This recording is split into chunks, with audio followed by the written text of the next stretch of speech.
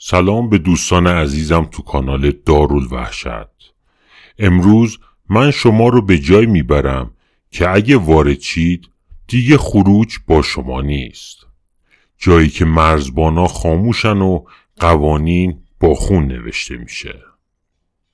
رها، یه عکاسی که دنبال سوژه است، با یه نامه مهرموم شده به روستای مرموز سکبر دعوت میشه. اون به دنبال ریشه های خانوادگیش بود، اما در عوض یه عروسی اجباری پیدا کرد و با یه روح مرده ازدواج کرد. تو این دهکده سگا فقط حیوان نیستن، اونا زندانبان ارواحن. رها با نادیده گرفتن این هشدارها توسط سیدای سیاه، سگ بزرگ و موکل این آیین، به دام میفته.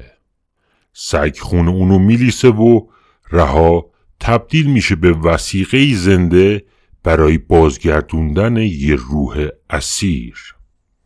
این داستان پر از آیین‌های باستانی و شکست‌های دراماتیک.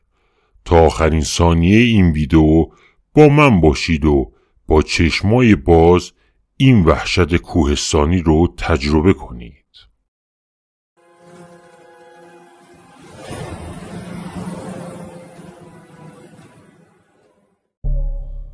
رها 28 ساله با موهای کوتاه و چشمای کنجکاوی که داشت از پشت لنز دوربین عکاسیش دنیا رو رصد می‌کرد.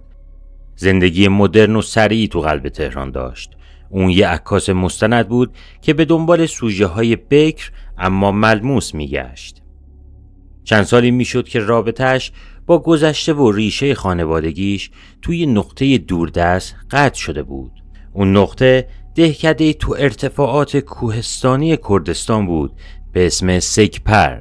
رها هیچ وقت سکپر رو ندیده بود، اما اسم اون همیشه با یه ترس مبهم تو خانواده‌شون گره خورده بود. مادر بزرگش بیبی گلنسا تنها رگ ارتباطی اون با اون منطقه بود، اما رابطه اونا به چند تماس تلفنی کوتاه تو سال خلاصه میشد. یه روز تو میون انبوه نامه‌های تبلیغاتی رها به یه پاکت عجیب برخورد. پاکت از جنس کاغذ قدیمی و ضخیم بود که با خاک رس خوش شده و مهرموم شده بود. خط روی پاکت نامنظم و به خط فارسی قدیم بود. نویسنده مادر بزرگش بود. رها نامه رو باز کرد. لحن مادر بزرگ آروم ولی به شدت مصرانه بود. اون رها رو برای شرکت توی یک مراسم بزرگ خانوادگی دعوت کرده بود. مراسمی که تا حالا رها حتی اسمش هم نشنیده بود. مادر بزرگ نوشته بود باید بیایی، این آخرین فرصت برای دیدن مرزبانان است و تنها راهی است که به تو نشان میدهم چه کسی هستی و اگر نیایی زنجیر میشکند و خون ما تباه میشود. ترس مبهم رها با کنجکاوی عکاسانه ترکیب شد. اون به یاد حرفای پدرش افتاد. پدرش زمان نوجوانی سکپر رو ترک کرده بود و همیشه با خشمی فروخورده در مورد اون دهکده صحبت میکرد. مسئله رو با پدرش در میون گذاشت و پدرش گفت اونجا رو بیخیال شو. اونا آدما رو سگا قاطی میکنن. قوانین خون دارن که ما رو به بند کشیده. اگر هم میخوای بری برو، ولی هیچ وقت بهشون اعتماد نکن. با وجود مخالفت‌های پدرش رها تصمیم گرفت که بره. کنجکاوی برای کشف ریشه های ترس پدر و یافتن سوژه های ناب برای دوربینش قوی تر بود. سفر طولانی و طاقت فرسا بود.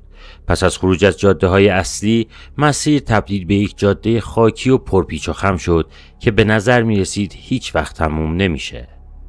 تو آخرین پیچ جاده مه غلیظ و سردی از دل کوهستان برخاست و تمام دیدو گرفت. رها مجبور شد ماشین رو متوقف کنه.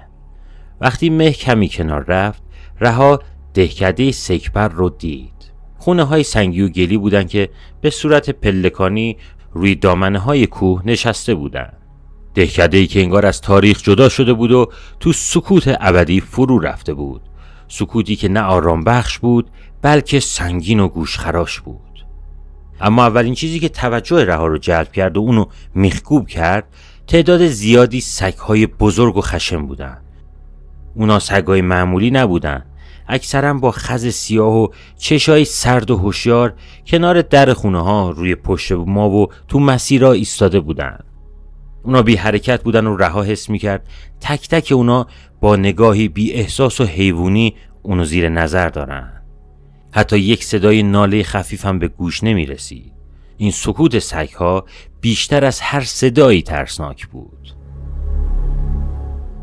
رها دوربینشو برداشت و با قدم‌های محتاط به سمت خونه مادر بزرگ رفت. اون حس میکرد که نه وارد یک دهکده بلکه وارد یک قلمروی نگهبانی شده. رها با احتیاط از کنار سگای خاموشی که حکم مجسمه‌های زنده مرمرین رو داشتن گذشت و وارد خونه مادر بزرگش شد. فضای داخل خونه برخلاف سرمای بیرون گرم و مملو از بوی بخور و سبزی‌های خشک بود. دیوارا با پارچه ها گلدوزی شده بودن و طرح‌های هندسی و مرموزی داشتن. اما تو بسیاری از این طرح‌ها میشد سر سگو به عنوان یک نماد محوری تشخیص داد. بیبی گلنسا مادر بزرگ رها پیرزنی بود با قامتی کوتاه اما با نگاهی عمیق، نافذ و 1000 ساله که گویی همه تاریخ اون دهکده رو تو خودش داره. موهای سفیدشو بافته بود و جواهراتی از جنس سنگ سیاه مات و استخونای کوچیک به گردن داشت. اون با لحنی محبت آمیز اما قاطع رها رو تو آغوش گرفت. پس از نوشیدن یک استکان چای غلیظ که طعم عجیبی از گیاهای تلخ داشت، مادر بزرگ بدون هیچ مقدمه‌ای به اصل مطلب پرداخت. نگاه نافذش رها رو وادار به سکوت و گوش دادن کرد. سکبر جای عادی نیست رها. اینجا سگا فقط حیوان نیستن، مرزبانانن. این سگای سیاه که دیدی نه با گوشت که با روح اجداد ما پیوند خوردن. اونا نگهبان دروازه بین زنده ها و مردگانن و منتظرن تا روحهای گم شده ما رو از قلمروی مردگان به اینجا بازگردونن. مادر بزرگ یه تیکه نون سفت و کهنه رو از سفره کنار دستش برداشت و شروع به توضیح قوانین خون کرد. هرگز نباید بدون اجازه به چشمهاشون نگاه کنی. چشمای مرزبانان روح تو رو میخونن. هرگز به سگ‌های سیاه غذا نده. خوراک اونا از مرزای دیگه میرسه. این دهکده گوشت سگ حرامه و پوست سگ مقدس. بزرگترین گناه اینه که قوانین ما رو بشکنی. رها که هرگز چنین خرافات ترسناکی رو جدی نگرفته بود، حس میکرد تمام وجودش از وحشت فشرده شده. اما این حرفا تو دهن مادر بزرگ کاملا جدی و حقیقی به نظر میرسید.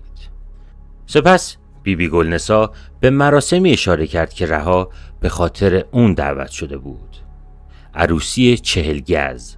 مادر بزرگ با لحنی مصمم که جایی برای تردید باقی نمیذاشت پاش کرد که این مراسم پیوند دو روحه، یکی از دنیای زنده ها و یکی بعد از دنیای مرده ها بازگردن.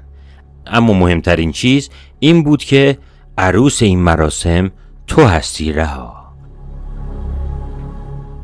رها وحشت کرد و اعتراض کرد من این چه حرفیه؟ من به هیچ کس متحد نمیشم. من برای ازدواج نیومدم. مادر بزرگم از جا بلند شد و با قاطعیت گفت تو نوه من و آخرین رگ خون اصیل و پاک این دهکده هستی.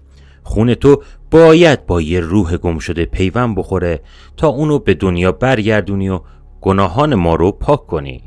سپس بیبی گلنسا چاقوی کندی رو از زیر پیرهن خودش بیرون آورد و ناخن انگشت کوچیک رها رو به آرامی و بدون اینکه دردی حس شه خراش داد. قطره کوچیکی از خون شفاف و سرخ رها روی زمین سنگی ریخت. تو همین لحظه سایه‌ای تو گوشه تاریک اتاق حرکت کرد. رها با ترس چرخید و دید که یه سگ بزرگ با خز کاملا سیاه و چشمای کهربایی آروم آروم به سمت قطره خون اومد. اون سگو قبلا بیرون ندیده بود. سگ با یه حرکت آروم قطره خون رو لیست زد. مادر بزرگ زمزمه کرد سیدای سیاه تو رو پذیرفته. اون الان طالب تو شده، مرزبان توه و راهنمای داماد روح. رها با تمام وجود فهمید که با اون قطره خون اون دیگه یه توریست کنجکاو نیست. اون به یک قربانی ناگزیر برای آینای تاریک یک دهکده کوهستانی تبدیل شده. اون توسط مرزبانای خاموش به دام افتاده بود. رها بعد از ماجرای لیسیدن خونش توسط سیدای سیاه دیگه نه یک عکاس کنجکاو بلکه یه زندانی آگاه بود. اون میدونست که باید فرار کنه، اما تلاشاش برای خروج از دهکده سکبر به طرز وحشتناکی ناکام مونده بود. وقتی تلاش کرد با ماشینش از جاده پرپیچ و خم کوهستان خارج بشه، متوجه شد که هر چند متر یک بار یه سگ سیاه خاموش وسط مه نشسته و با کوچکترین حرکت ماشین با صدایی که بیشتر شبیه به غریدن سنگ بود تا اوی سگ اونو متوقف میکرد. این سگا نه تنها جاده بلکه تمام مسیرهای فرعی رو هم میشناختن و مسدود کرده بودن. اونا نگهبانای خاموشی بودن که توسط یه نیروی ناشناخته هدایت میشدن. رها به خونه برگشت و با قاطعیت با مادر بزرگش بیبی گلنسا روبرو شد و فریاد زد: من عروس کسی نمیشم. من عروس کسی که نمیشناسم نمیشم. اینا قوانین من نیستن. مادر بزرگ با خونسردی پاسخ داد: تو متعلق به خون ما هستی و خون ما متعلق به مرزبانانن. تو نمیتونی بری. اگر بری نفرین شکستن زنجیر بر تمام ایل نازل میشه. تهدید به نفرین قبیله آخرین سلاح مادر بزرگ بود. رها فهمید که با فرار اون ممکنه تمام مردم دهکده که تو این خرافات عمیقاً فرو رفته بودن کشتشن یا زندگیشون نابود شه. اون به دام افتاده بود، نه با قفل و زنجیر بلکه با مسئولیت ناخواسته‌ای که به گردنش افتاده بود. بیبی گلنسا رها رو به سمت مراسم سوگند هدایت کرد. اونا به سمت پایین ترین نقطه دهکده رفتن، جایی که دور از خونه ها و نزدیک به لبه کوه بود. هوا اونجا به طرز غیر قابل تحملی سرد و مه‌آلود بود.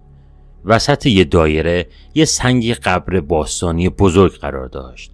سنگ قبر عجیب بود، نه اسمی رون حک شده بود نه تاریخ تولدی، اما یه مجسمه سگ خوابیده از جنس سنگ سیاه روی اون حک شده بود. اطراف سنگ اهالی دهکده که همگی لباسای تیره و بلند بر تن داشتن جمع شده بودند. همگی با احترام و سکوت عمیق به سگای سیاهی که تو صفهای منظم دور دایره ایستاده بودن نگاه می‌کردند. انگار انسانا به حیوانات داشتن احترام می‌ذاشتن. بیبی گلنسا یه تیکه از نون خشک و آغشته به خون قربانی که بوی تند فلز و گیاه میداد به رها داد. اون گفت که این نون نماد پیوند گوشت و خون رها با دهکده است و باید اونو بخوره. رها با اکراه اما از سر ترس لقمه تلخ و شور رو جوید و بلعید. سپس اون مجبور شد دستش رو روی مجسمه سرد سگ بذاره و با صدایی که لرزش اون به سختی شنیده میشد تاریک ترین سوگند زندگیش رو تکرار کنه: من رها که از دنیای زنده می آیم با خون و گوشت سکبر پیوند می خورم. من تا بازگشت کامل روح نیاکانم از مرزبانان اطاعت خواهم کرد و جان و جسمم را وقف بازگرداندن روح داماد می کنم. وقتی سوگند تمام شد اتفاقی افتاد که تمام تردیدهای رها رو از بین برد. مجسمه سگ روی سنگ قبر با یه صدای خفیف ترک خوردن لرزید. همزمان رها یه فلشبک کوتاه و دردناک و یخزده تو ذهنش دید. تصویر چهره مردانه غمگین که توسط مه غلیظ احاطه شده بود. مرد به وضوح در حال تلاش برای عبور از یک دروازه سنگی تاریک بود. این روح زندانی بود و داشت برای تمام توانش برای رهایی تقلا می کرد. مادر بزرگ به آرامی زمزمه کرد: روح داماد تو نزدیکه. اون تلاش میکنه از مرز رد شه و تو اونو حس کردی و اون به خون تو نیاز داره. رها فهمید که این مراسم یه بازی نیست. اون به یه میانجی اجباری تبدیل شده بود و حالا وظیفه داشت که یه روح رو از دنیای مردگان بازگردونه. اما به چه قیمتی؟ بعد از مراسم سوگند رها دیگه حتی جرأت نگاه کردن به چشمای سگای سیاهو نداشت. اون میدونست که با اون سوگند به یک وثیقه زنده تبدیل شده. وثیقه‌ای برای بازگشت یک روح گم شده. ترس و اضطراب اونو به انزوا کشونده بود، اما تو این انزوا کنجکاوی اون برای دونستن حقیقت پشت پرده این آیین‌های تاریک دوباره شعله‌ور شد. رها شبا به دور از چشم مادر بزرگش تو خونه به کند و کاو می پرداخت. اون مطمئن بود که مادر بزرگ تمام حقیقت رو به اون نگفته. در نهایت زیر تخته های پوسیده کف اتاق ممنوعه یه دفترچه قدیمی و پاره پیدا کرد. جلد چرمی دفترچه از فرط کهنگی و رطوبت تقریبا متلاشی شده بود. این دفترچه خاطرات بیبی گلنسا بود. با لرزش دستاش رها شروع کرد به ورق زدن. تو صفحه های اول زندگی عادی مادر بزرگ تو دهکده بود، اما ناگهان لحن دفترچه تغییر کرد. تو بخشی که مربوط به 40 سال پیش بود رها به یه حقیقت وحشتناک پی برد. امشب عروسی 40 گزه. منم مثل مادرم باید با یه مرده ازدواج کنم. اون میگه با این کار روح عشق واقعیم رو برمیگردونم، اما من میدونم که این یه دروغه. عروسی 40 گز نام یه آیین باستانی که تو اون باکره ترین دختر قبیله باید با یه روح مرده پیوند بخوره تا روح اونو به دنیای زنده ها بازگردونه، اما به قیمت زندونی شدن روح دختر تو دهکده برای همیشه. جمله بعدی ضربه کوبنده تری به رها وارد کرد. شوهر من با همین رسم برگشت. من روح اونو آوردم، اما سگای سیاه روح منو گروگان گرفتن. اونا نه مرزبان بلکه زندانبان هستن. حالا من مجبورم تا ابد اینجا بمونم چون روحمو پس نمیدن. تاوان گناههای نسلای پیشین دین خونه که باید به نسل بعدی یعنی دخترم، اشاره به مادر رها، و نوام که اشاره به خود رهاست منتقل شود. رها فهمید که نه تنها قراره با یه روح ازدواج کنه، بلکه پس از اون روح خودش نیز به گروگان گرفته خواهد شد تا زنجیره باستانی اسارت حفظ شه. مادر بزرگش یه قربانی بود که حالا ناگزیر بود اونو نیز قربانی کنه تا خودش و قبیلش از این نفرین خلاص شن. رها نه تنها به یک داماد روح بلکه به سیدای سیاه سگنما که خونشو لیسیده بود متعهد شده بود. این سگ نه یه مرزبان بلکه کلید اسارت بود. شب عروسی فرا رسید. دهکده سکبر با وجود ساکنین اندکش توی تب و تاب غریب فرو رفته بود. ماه کاملا قرمز و خونی بود و سایه های وهمانگیزی روی برفای کوهستانی ایجاد می کرد. صدای زنگای مرموز و ناهمگون عروسی از کوهستان به گوش می رسید. زنگایی که به نظر می اومدن از جنس فلز و شیشه نیستن، بلکه از استخون و چوب خشکیده ساخته شدن. رها با لباس سفید سنتی که با تورای ضخیمی پوشیده شده بود آراسته شده بود، اما به جای جواهرات سنجاق‌سینه های به شکل استخون سگ روی پیراهنش نصب کرده بودن. موهاشو به سبک خاصی بافتن و تو دستش یه نخ ابریشم سرخ دادن. این نخ نماد پیوند خونی بود که باید تو لحظه اوج به دم سگ سیاه بسته می شد. رها با وجود ترس حالا با آگاهی از سرنوشت تلخ مادر بزرگش تو دلش یه شعله سرکشی احساس می کرد. اون دیگه قربانی نبود، یک جنگجو بود که باید راهی برای شکستن این زنجیره خونین پیدا می کرد. اگه نمی تونست فرار کنه باید قوانین خون اونا رو زیر پا می گذاشت و باید ازدواج می کرد، اما نه به شکلی که اونا می خواستن. رها رو در حالی که لباس سپید عروسی و سنجاق‌سینه های استخون سگ بر تن داشت به سمت دروازه های کوهستانی بردن. این دروازه یه طاق سنگی باستانی بود که تو لبه کوه قرار داشت و همیشه توسط یه مه دائمی و چرخنده پوشیده شده بود. این مه نه یه پدیده طبیعی بلکه مرز بین دنیای زنده و قلمروی مردگان بود. ساکنین سکبر با لباسهای تیره دور تا دور طاق جمع شده بودن و با احترامی ترسناک به سگای سیاه نگاه می کردن. سگا حالا نه یه گله بلکه یه حلقه کامل و بی‌نقص دور طاق سنگی تشکیل داده بودن. چشماشون تو تاریکی می درخشید و هیچ صدایی ازشون شنیده نمی شد.